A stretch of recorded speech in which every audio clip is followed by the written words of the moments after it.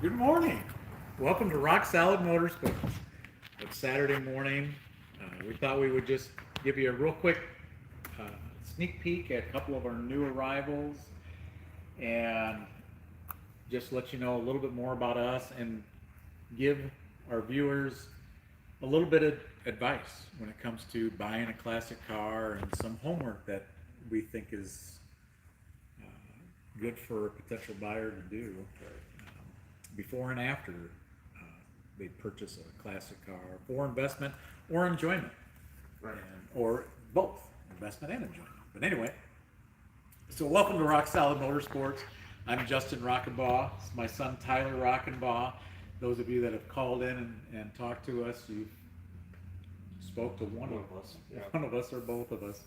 But yeah, we're just a small family business. Most of you know, and even our customers become our family. But anyway, welcome to Rock Solid Motorsports. Saturday morning. We don't have a whole lot outside. It's raining today, so we try to keep most of our inventory inside. And we are a dealership. We buy, sell, trade, and consign. And we do offer help with transport and financing. So, yeah, we're here to help in any which way we can. Absolutely. So we'll show you a couple of our new arrivals just this week.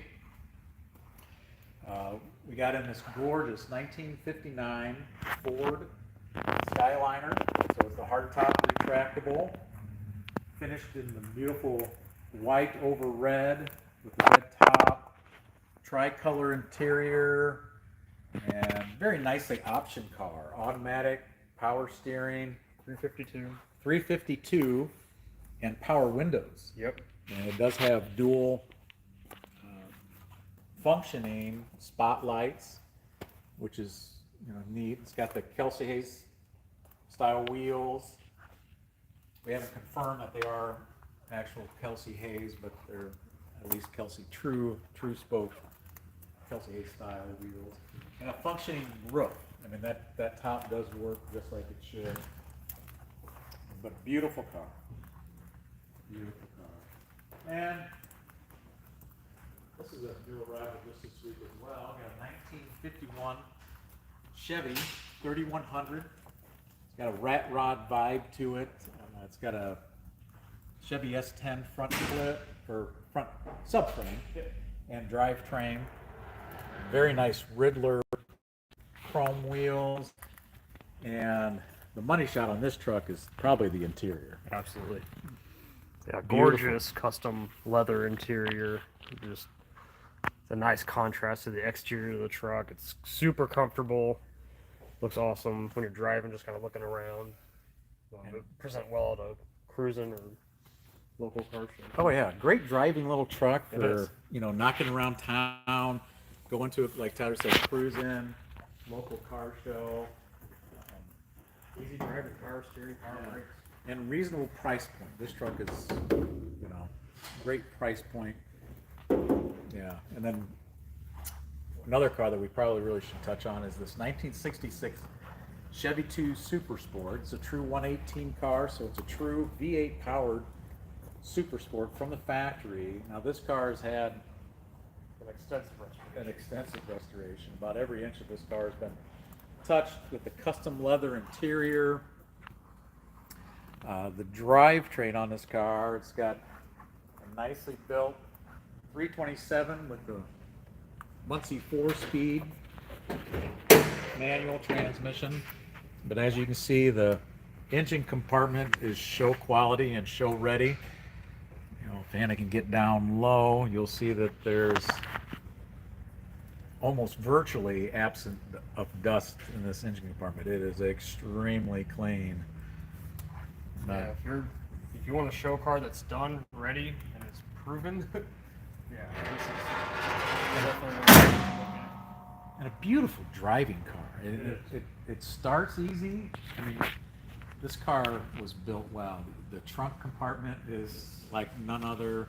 yeah. It's been detailed for show with the chrome fire extinguishers. Well, the display and the the trunk pan. Yeah, it just, actually has a little knickknacks and the two 9-inch subs. I mean, it's detailed nicely. absolutely beautiful car. So there's a couple of our new inventory this week, and just wanted to share some of that with you. And so if you're in the market for a classic, we're here. So we thought we would do something a little bit different too, and give just a little bit of advice. We see more and more people coming in, calling in, first time purchasing classic car or buying classic cars for investment. And those of us that have been dealing with classic cars basically all their life, or most of their life, we understand a lot of things that these new buyers do not, and kind of takes certain things for granted. Now, like this week, I just wanted to just real quick touch on mechanics of these classic cars. Well, they're considerably different than modern day cars. Now, to us, they're super simple. Yeah. And, adjusting a carburetor or choke, replacing points, some of that stuff, and relatively inexpensive. I mean, points still only cost you, $10, $15. These are easy things to learn, but in the same token, you don't have to be mechanically inclined to own and appreciate one of these classic cars. No, but I strongly recommend if you don't do your own mechanics, to search out a good shop or mechanic in your area locally. Absolutely. That understands these classics. But do a little bit of homework, because there are people out there.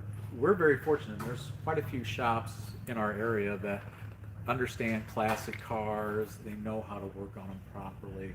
But there's some too that claim that they do, that they really don't. And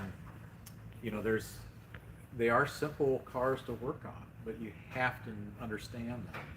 They all have their own little kind of tricks and this little finicky things, and it's just how it was. But at the same time, your best bet instead of just going on Google, reading reviews, because that's kind of subjective, because some people may not know. They just might think that their mechanic is good. You might want to just go to your local cruise-in, your car show, or just gathering cars and coffee. Talk to people. Most guys are very willing to talk about who they use, who they trust, who's good. Find a reputable one. Find one that other car guys are using and that they trust, and they're not all talk.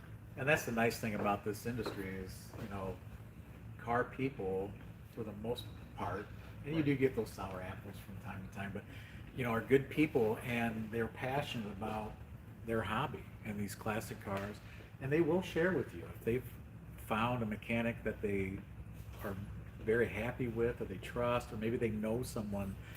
But listen to that name that you hear repeatedly when you're going around these car shows and these cruise-ins.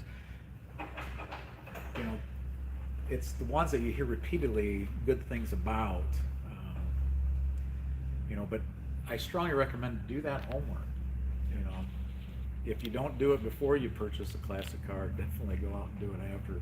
Yeah. And don't just take someone's word that they understand these classic cars. If you ask them if they know how to adjust a carburetor, and they don't ask you Holley or Edelbrock, then or Autolite, or then they may not understand a carburetor. Oh yeah, I know how to adjust a carburetor. And I always kind of be a little leery about those guys that give you their personal preference and opinions. Like, especially a mechanic, if he tells you the 351 Windsor is garbage and the 351 Cleveland is the holy grail, and vice versa, the Cleveland's junk and the Windsor's the greatest motor Ford ever built. Well, they're both great motors. It's application, and it's the vehicle that they came in, what year, so, but do your homework. And maintain your classic. They do take maintenance, even though you may only drive them 50 miles a year, 1,500 miles a year. They do need oil changed regularly. They need maintenance, and as things come up, they can be very inexpensive to repair and maintain. but keep up with it, because if you don't, then it ends up being the expensive. You know, if you don't exercise your classics, you're going to get that rear main seal leak, and you know that's where cars leak. But anyway, that's our little tidbit for the week, and I hope that helps someone out there, especially just starting into this market and this hobby. But yeah, so Rock Solid Motorsports, and Have a good weekend. absolutely.